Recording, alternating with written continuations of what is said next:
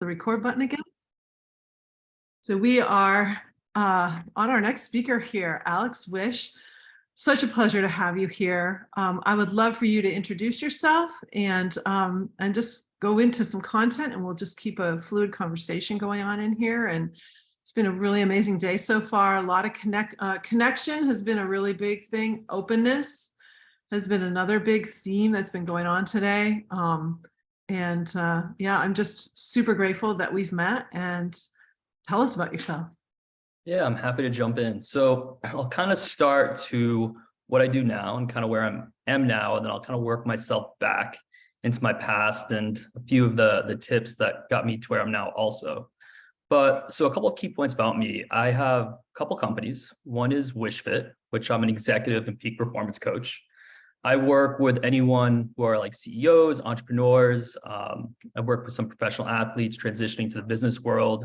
And a big focus is on leadership, optimized productivity. We're looking at the mindset.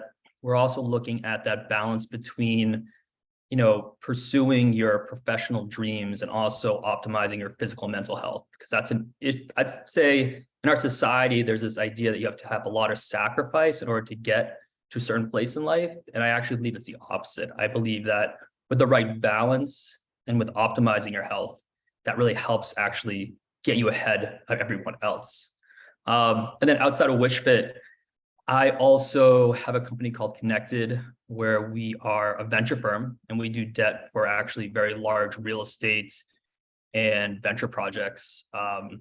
Just large hospitality projects throughout the US, and a couple partners on that. And then outside of that, do some public speaking, angel investing in the diagnostic space, sports tech, and also have competed as a professional athlete, was a professional sailboat racer. One point was a tester for American Ninja Warrior, did obstacle course racing internationally in Poland and Iceland and 24-hour races and ultra marathons. And then also on a yearly, we'll say every other year basis, I do a fitness feat for mental health. And so I really emphasize the peak performance aspect with my own personal life. And on the professional frontier, social frontier, and physical frontier, where in 2021, I wore a 24-pound vest. It was about 41 degrees out here in Boston, by the Fallen Hero Memorial. And I did 1,000 strict pull-ups, 2,000 push-ups, and 3,000 squats in about 6 hours. And I partnered up with Spartan. We raised about $37,000 for veterans' mental health. And then this is all about a mouthful. This year, I'm training for a world record for rock climbing most vertical feet in 24 hours, which is in an indoor gym. And I kind of just live a life where I push the limits. And I guess, the big question comes in is where I am now on the professional frontier, have built financial success for myself, different speaking arrangements as an athlete, how did I get to this place in my life? And the journey was a very untraditional journey that a lot of people go through. And it's something that I don't wish upon anyone to ever go through, but I'm very grateful for my experiences that I've had in order to get where I am today. And I can kind of jump back to the beginning. When I grew up in high school, I had my fair share of challenges with dyslexia, some learning processing problems, ADHD. I learned to kind of overcompensate and kind of fall into my strengths, and I was able to excel in my classes. Later on in life, I was managed to get into an Ivy League school, UPenn, during my sophomore year, where I had to work so hard. It was a very competitive landscape, and I was also a very big international sailor. I got a bit burnt out, and this perfectionistic attitude that developed over time really just dug me into a very, very deep hole. And my sophomore year, I couldn't really focus, concentrate. Work was getting challenging. I went out to race in a national event for UPenn. School was important, but sailing to me was like the number one thing that was like most passionate and important to me. And I know that we all have something in our life where we can go out and do, or at least a lot of us do, and you go out and do that activity and you just kind of feel fully immersed, you feel relaxed, your anxiety just kind of drifts away. And that's what sailing was to me. And when I went sailing in this national event, it was the first time where I really went out and did something that I was so passionate and loved. And I just had thoughts of not wanting to live. And it was such a traumatic experience that at that point in time, I knew I had to take care of myself and step away from school. So, and this was, I would say, my sophomore year. So around 19, 20 years old, left, went home. And this was the beginning of dealing with some very severe major depression. Didn't have depression growing up, maybe a little seasonal, and really wasn't exposed to these different kinds of challenges in my life. And for the 8 years that followed, I dealt with pretty aggressive, like, I mean, just to put it plainly, like suicidal ideation, really negative thoughts, a lot of isolation, just not able to function and going from such a high functioning person. And was in and out of the hospital, different treatments. Story is, it's just kind of giving a high overview here, but yeah, I went through all different kinds of treatments, different hospitals, different practitioners. I got to a point where I actually ended up on disability, and doctors were telling me, Alex, like, because I was also very determined to get better in some way, looking for like a cure or a treatment, someone to fix me. This concept called external locus of control, thinking that what was going to fix me was external from me, because I was like, I was such a high functioning person. How could I just, become minimally function? I mean, to me, it felt like it happened overnight. It happened a little longer than overnight, and it was kind of a progressive direction I was going in, just burning myself out, including my sophomore year. But with this kind of external locus of control and this focus, yeah, I mean, these practitioners were like, Alex, you have to start kind of just being realistic here and understanding that you might not be able to ever hold a job. And you have to, start just kind of living what reality is presenting you. And I had this idea where I was like, screw you, like that's not going to happen. And I basically, at that point, I decided to kind of go my own way. In the midst of kind of when all this was happening, people asked me like, what was my biggest turning point?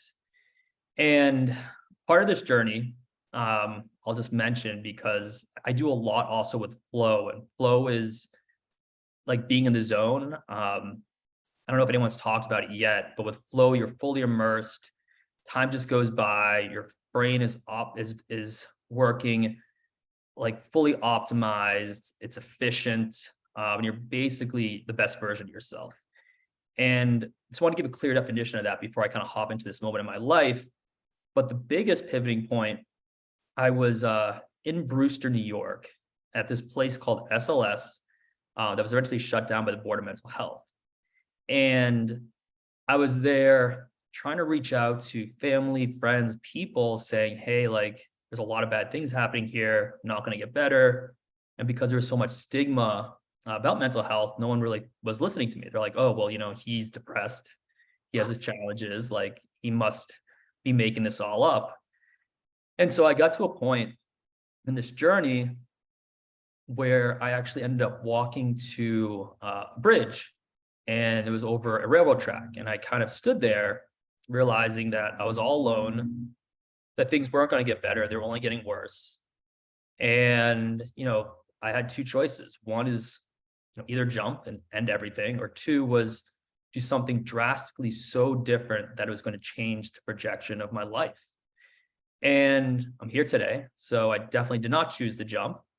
But that day, I decided to do something very drastically different. And there was this kind of more of a holistic hospital nearby. And I knew I just needed to get out of this environment because the environment was so toxic that I just wasn't going to be able to do anything to improve my situation.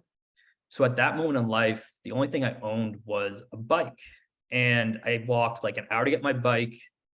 I got my bike. There's someone there that gave me like printed out like a map quest at that time, because that's what we had, like this, the map quest to get from point A to point B. And there was this hospital called Four Winds. It was like this more of like a camp setting, but it was a place for me to go and just kind of get a little more of a fresh start and just kind of reset and get away from this really toxic environment. And so I got my bike. I had a phone. It was like a pay-as-you-go phone. I forget if I had a flashlight or not, but I looked over the map quest. I was like, okay, so this was, I mean, honestly, this was like 100-mile plus journey. But I was just like, the adrenaline was kicking in. Like, I was just like, okay, like this is literally life or death to me. This was like my only choice I had. And so let's just say I got on that bike at 8 p.m. and I started riding throughout the night. And it was like boondocks in New York. We're not talking New York City. We're talking like woods. We're talking roads with like no signs. And the interesting thing when I look back at this is you're taking a person who some of the top specialists in the world are saying that you're disabled, you're not capable of holding a job. And in this moment in time, I was able to pull myself together and ride over 100 miles to get this other destination with roads that had no signs. And somehow my brain was able to put the navigation all together. And the determination got me from point A to point B. And so when I went along this journey, there was a point where my bike chain broke, but I still had my bike and I kind of just rode it down the hills and kept walking with it.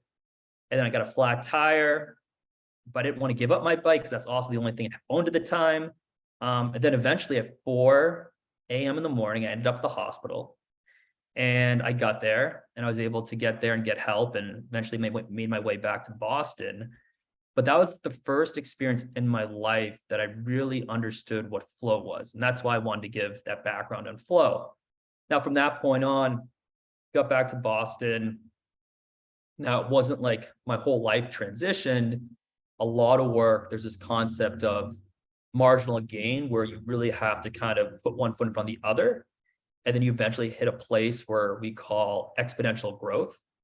So for a while, I'm in Boston. I got into personal training. I found a community at a rock climbing gym. And that was a huge piece. And we're talking about peak performance, having a community of people, an environment that inspire you, that have healthy habits, that really motivate you. I mean, that can take you so far. And on the flip side, having an environment that's unhealthy with very poor habits, that can really hold you back. So I pick and choose who I surround myself with, very much so nowadays. But this community was very important to me. I basically would wake up every morning, like 6 a.m., left my house, was at this rock climbing gym all day long until like the end of the day and just went home, went to bed. And I would just repeat this day after day, eventually until they're like, okay, you're here all the time. You might as well be a personal trainer. So that's why I did personal training. And then as my life unraveled, I kind of really, and before this also just kind of step back into, I mentioned the external locus of control. There was this big switch more towards this internal locus of control, where instead of focusing on some type of cure or treatment, I was focused on each given day, what can I actually control in my life? And that's where I developed these pillars where I talk about health being one of them, but that covers exercise, nutrition, and sleep. And then you have community, which I mentioned, communication, how we communicate to the world, loved ones, friends, people around us. We look at our mindset, our inner dialogue. What are we telling ourselves on a daily basis? We're also looking at our purpose, which is a huge one, or ikigai, which I'll talk about a little bit. But the purpose is something that's a huge driver for me in my life now. That's like, I'd say my biggest antidepressant that keeps me going with a ton of motivation. Going back to this story real quick, personal training, got into personal training, had this mentality where, previously I said no to everything. So I was so anxious. And so I was like, you know what? I'm just going to start saying yes to everything. And I'm just going to put out there that, yes, everything works for a certain point in time until it doesn't. So it's one tactic to use until there's too many yeses on the board. You have to learn how to say no. But as a trainer, you know, what I quickly learned is that I was very good at networking and socializing, creating relationships, where I was able to put different deals together between my clients. I trained some of the top venture capitalists in the Boston area, and I was able to connect those key pieces. And I actually made some really good money out of it with doing real estate deals and doing different investments. And so my life kind of took off. And then having a different educational path outside of finishing college, which I didn't do, I had a lot of different coaches and mentors throughout my life that I worked with. Every year I have my own coach. I mean, I coach, but I always believe in having someone that you can kind of lean on and have a mentor and coach that can work with you and just have an outside perspective. And through that journey, that's where I got to now. But yeah, and to kind of go back, when I talked about purpose, I'm going to jump into a concept real quick called Ikigai, which actually recently came up in a conversation a few days ago. And Ikigai is really interesting. It does highlight purpose, but on a much grander level. It actually goes into this concept, or we'll say this perfect intersection between what you're good at, so like your strengths, what you can make money with, what the world needs, and what you love. And that's what I have done with my life. And I would say, like, at the base of peak performance, if you can find your Ikigai, if you can find, your purpose, that's going to allow you to wake up every morning. We'll say most mornings, we all have tough mornings, with a ton of energy, a ton of motivation, and just want to tackle the day. So for me, my Ikigai, it's really tackling the whole mental health piece. But part of that is, my coaching, work with individuals, help them overcome adversities, helping people build, amazing things in their life. It's the public speaking. I also am like an influencer on LinkedIn. And it's also, I have my other business Connected, which is more of like, makes capital, but that money then I can put back into investments in the mental health space. So it all is about creating synergy on the higher level of peak performance. So that's a bit of a summary and overview of a little bit about myself and kind of how I got to where I am. Wow. It's just amazing, Alex. And thank you for going deep and sharing the way you did. It's really amazing. And, I'm curious, some of these feats that you do, like the one that you mentioned. And I mean, what inspired you to want to do that, to like take it to that level? Because that's a huge level. So in some things, I'm a little bit of extremist. I'll admit that. But when I went through the challenges I went through, and I hit my lowest of lows, the one thing I know right now is that I will never in my life probably hit that low again. Like, I just can't fathom it. I just cannot possibly see it. So it drastically put things in perspective. Okay. So when I go out and do a fitness feat, I just remind myself of what I've been through. And I'm like, this is a luxury, regardless of the physical pain and anguish I feel. I'm like, this is like everything I worked so hard to do. And this is like an absolute luxury to be able to do this. That's my mentality. Okay. Right. And that's also when it comes to investing, I've done some very risky investments, but my mentality is like, and again, this worked at the beginning too, is like, if I were to lose it all, theoretically, I'm still not going to be where I was in the worst of situations. I'm not saying everyone should go out there and do high risk things, but high risk can equate to high reward. And if you're in a place in your life where you can, there's some options there. On the fitness feat side, when the pandemic hit, part of me and keeping my own sanity, I would say fitness is just such a big part of my identity. It's 100%. Mm-hmm. I've always been hyperactive. People, when I was studying in college, I would literally be reading my textbooks on an elliptical. And people are like, how can you do that? Or, when I was going through my depression, I'd still figure out how to do some fitness things. And people couldn't, like, my father couldn't understand, well, if you can do some physical activity, like, why can't you work? but it just was different for me. It was just totally different. So when the pandemic hit and all competitions and stuff were put on hold, I said to myself, I said, okay, well, I need to train for something. And then this was also kind of when I first really shared my personal story. So that brought me an opportunity. It gave me a platform to give my inspirational story and share it with a larger audience. And the message I wanted to share was less about training for something and having to finish it, more about coming up with something that's maybe impossible or extremely challenging and just attempting it and learning from the journey and inspiring other people. Like that's the goal. Even with this new one coming up, I've hit some injuries and some challenges. And so the date that's going to happen is still up in the air, but it's about inspiring people. It's about sharing a story. It's about telling people that, when you do have, and you can find that support around you, whether it's mentors, coaches, other people, and you can get that community, so many things are possible. Yeah. So many Yeah. things. That's really beautiful. By the way, Ziz says Ikigai is on target. So it's I beautiful. appreciate that. Yeah. Yeah. Other questions for Alex? Feel free to chime in or put them in the chat and I'll read them out to him.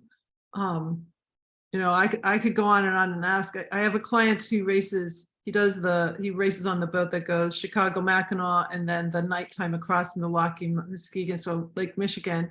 And he just invited me on a boat, and that kind of scares me, Alex. So, I'm running into all these sailors. Like I have another really good friend whose family was huge. His dad was the Commodore of the New York Yacht Club, and just huge sailors. So it's it's a deal. No, for sure.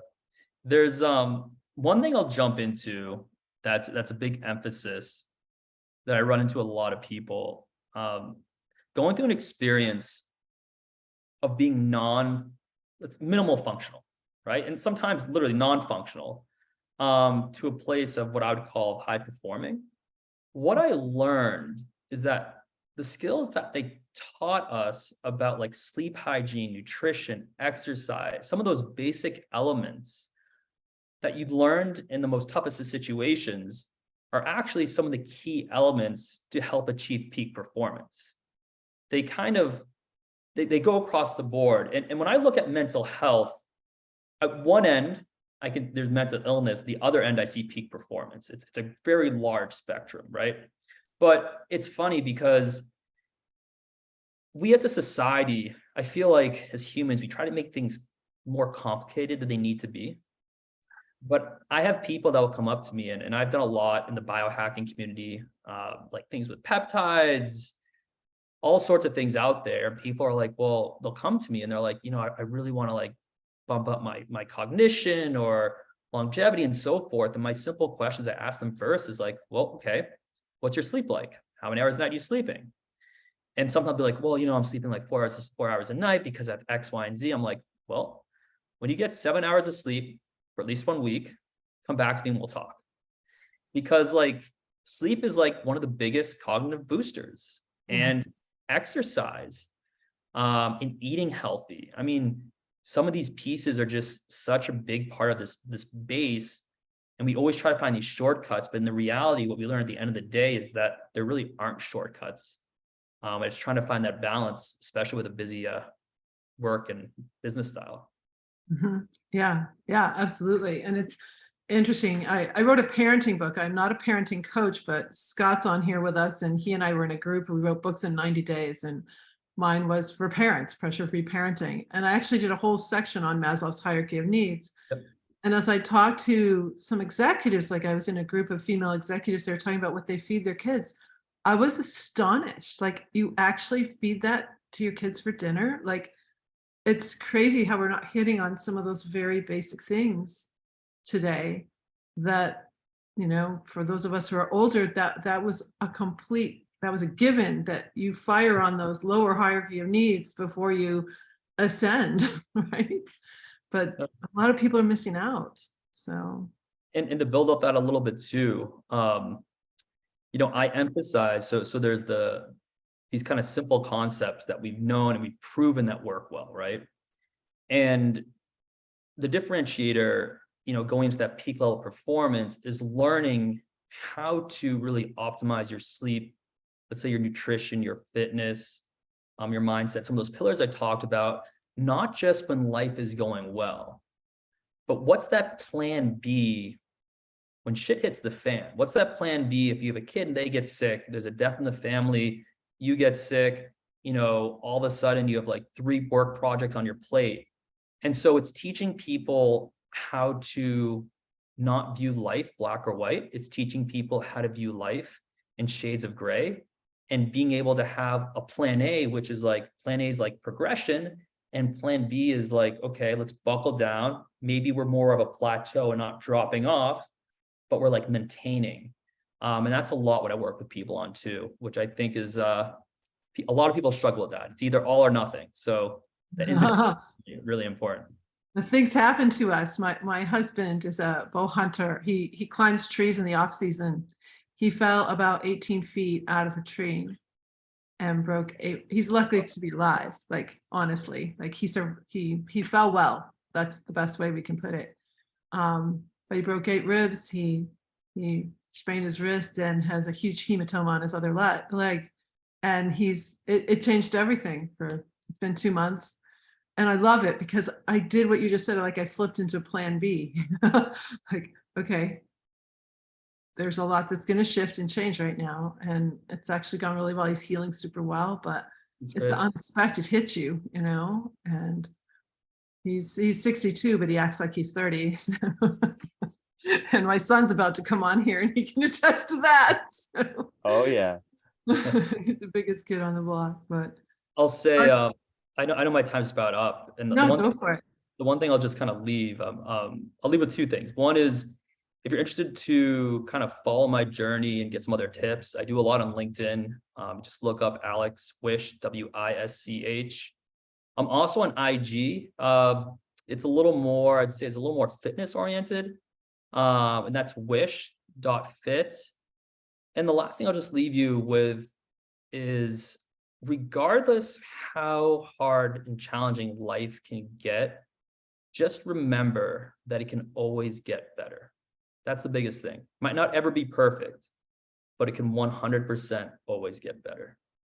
Wow, this is really beautiful. Thank you so much, Alex. It's really great to have you on here. I'm so glad we've met, and I look forward to following your journey and watching what you're up to next. So I will definitely be a LinkedIn fan of yours. So. Thank you very much.